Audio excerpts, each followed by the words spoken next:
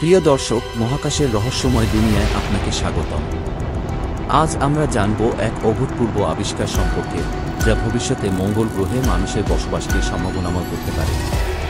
চলুন জেনে নিই কিভাবে চীনের বিজ্ঞানীরা আবিষ্কার করলেন এমন একটি উদ্ভিদ যা মঙ্গল গ্রহে বাড়তে সক্ষম। চীনের বিজ্ঞানীরা আবিষ্কার করেছেন সেন্ট্রেচিয়া ক্যানিনাভিস নামের একটি উদ্ভিদ, যা অ্যান্টার্কটিকা এবং মজাভে মরুভূমির মতো প্রতিকূল পরিবেশে বেড়ে উঠতে পারে। এটি এক বিস্ময়কর উদ্ভিদ যা চরম শীত, উচ্চ বিকিরণ এবং প্রবল খরায় টিকে থাকতে সক্ষম। এই উদ্ভিদের উপর গবেষণা করেছেন চীনের একদল বিজ্ঞানী। তারা প্রথমবারের মতো পুরো উদ্ভিদকে মঙ্গলের মতো পরিবেশে পরীক্ষা করেছেন। এই গবেষণার ফলাফল প্রকাশিত হয়েছে দি ইনোভেশন পত্রিকায়।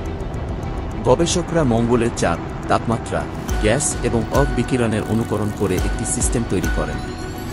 সেন্ট্রেচিয়া ক্যানিনাভিস সেই চরম পরিবেশে টিকে ছিল এবং স্বাভাবিক বৃদ্ধির শর্তে পুনরায় বেড়ে উঠেছিল।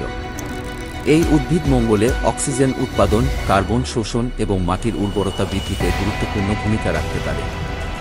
এটি হতে পারে মঙ্গলে ভবিষ্যৎ কৃষি ও বাসস্থানের মূল ভিত্তি। এই উদ্ভিদের সাহায্যে মঙ্গলে টেরাফর্মিং বা ভূমি রূপান্তর করা সম্ভব হতে পারে। এটি একটি প্রাথমিক উদ্ভিদ হিসেবে মঙ্গলে বাস্তুতন্ত্র প্রতিষ্ঠার পথে অগ্রণী ভূমিকা পালন করতে পারে। গবেষণা দল বলছেন, যদিও স্বয়ংসম্পূর্ণ বাসস্থান প্রতিষ্ঠা এখনও অনেক দূরের ব্যাপার, তবে এই উদ্ভিদ মঙ্গল বা চাঁদে ভবিষ্যতে উদ্ভিদের বসতি স্থাপনের সম্ভাবনা উন্মোচন করেছে। এই ছিল আমাদের বিশেষ প্রতিবেদন চীনের এই বৈজ্ঞানিক সাফল্যের উপর। আশা করি আপনাদের ভালো লেগেছে। যদি ভালো লেগে থাকে তাহলে অবশ্যই আমাদের চ্যানেল সাবস্ক্রাইব করুন, লাইক দিন এবং শেয়ার করুন আপনার বন্ধুদের সাথে।